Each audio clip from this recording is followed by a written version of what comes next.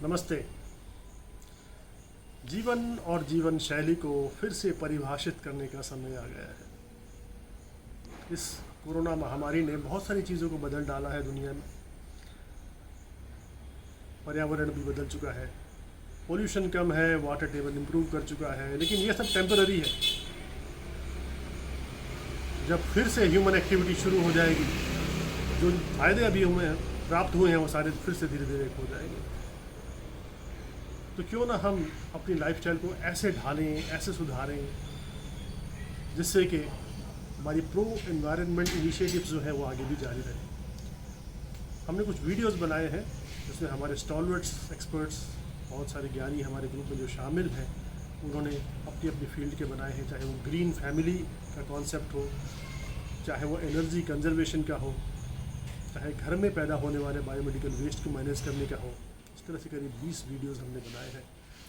मुझे पूरा विश्वास है आप अगर इनको अपनी जीवन शैली में शामिल करेंगे तो ओवरऑल पर्यावरण को सुधारने में, संवारने में बहुत मदद मिलेगी। ये जो छोटी छोटी कोशिशें आप करेंगे इन वीडियोस को देख के, ये बहुत लंबा रास्ता तय करेंगी। आइए इन वीडियोस का आनंद लेते हैं और इन्हें अपनी जीवन शैली में शामिल करते हैं। नमस्ते।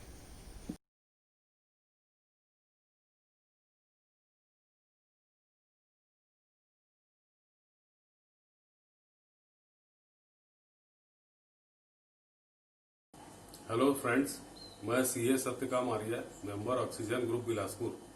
आज के इस वीडियो में मैं आपको घर पर सैपलिंग्स कैसे तैयार करते हैं इसके बारे में जानकारी दूंगा।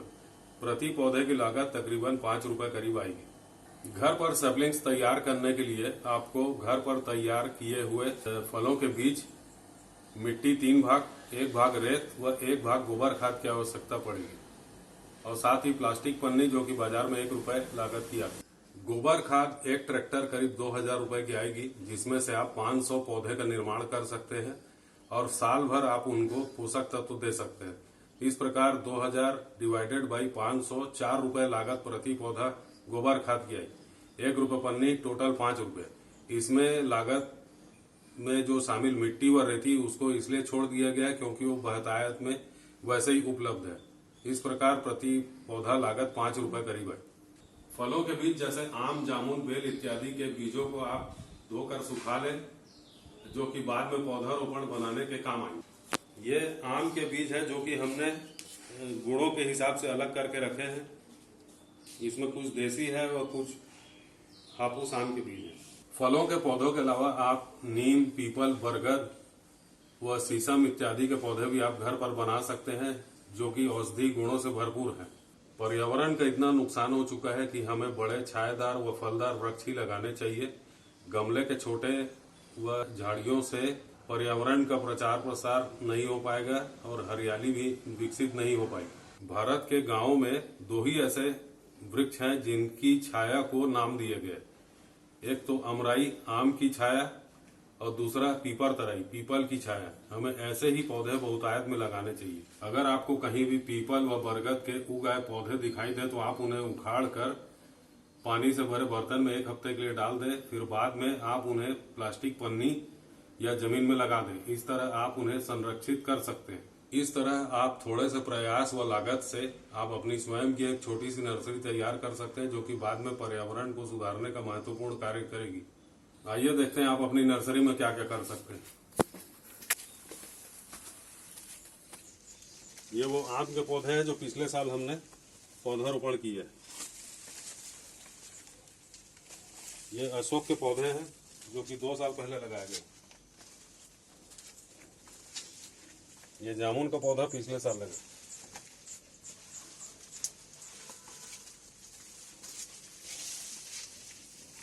ये पीपल के पौधे जो है घर पर तैयार किए गए हैं, अन्यत्र कहीं से उखाड़ के लाए गए। ये पूरे आम के पौधे जो पिछले साल रोपित किए गए। ये आम का पौधा करीब 6 फीट बढ़ गया है। इसका भी पौधारोपण पिछले साल ही किया गया। इस प्रकार छोटे से प्रयास से आप अपनी नर्सरी तैयार कर सकते हैं।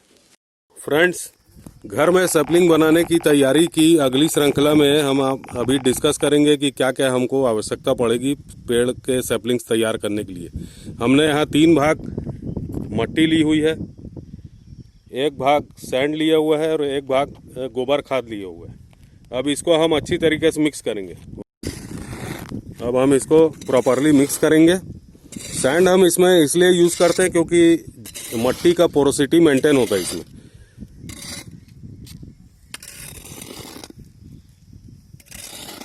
यहाँ मैं घर में आम के बीजों को धो के सुखा के लेके आया हूँ 5 में, उनका हम पौधा निर्माण करेंगे।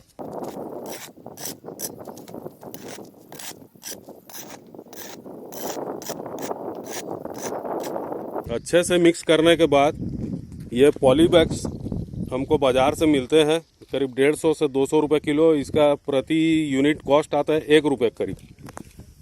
अब हम इसको पॉली बैग्स में भरेंगे।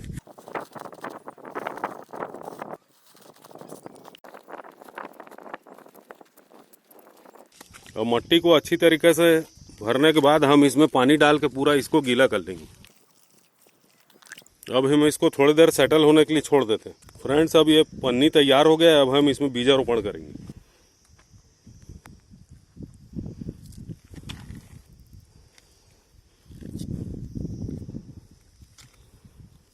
थोड़ा थोड़ा मट्टी से दबा दे इसको।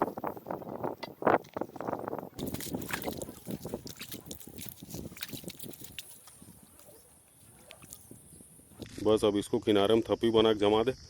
फ्रेंड्स, अब ये बीजारोपण हो गया है। अब ये आम की गुठली चूंकि कठोर रहती है, इसका अंकुरण होने में कम से कम 1 महीना करीब लगेगा। उसके बाद ये अंकुरण होने के बाद ये पौधा बहुत तेजी से बढ़ता है। इसी प्रकार हम सभी प्रकार के बीजों को पौधा बनाने के लिए इस्तेमाल कर सकते हैं। फ्रेंड्स, ये बरगद का पौधा हमने अपने ऑफिस की छत से उखाड़ा है। इसकी जड़ को हमने 1 हफ्ता पानी में डाला। अब हम इसको संरक्षित करने का प्रयास करेंगे पन्नी में रोपित करके।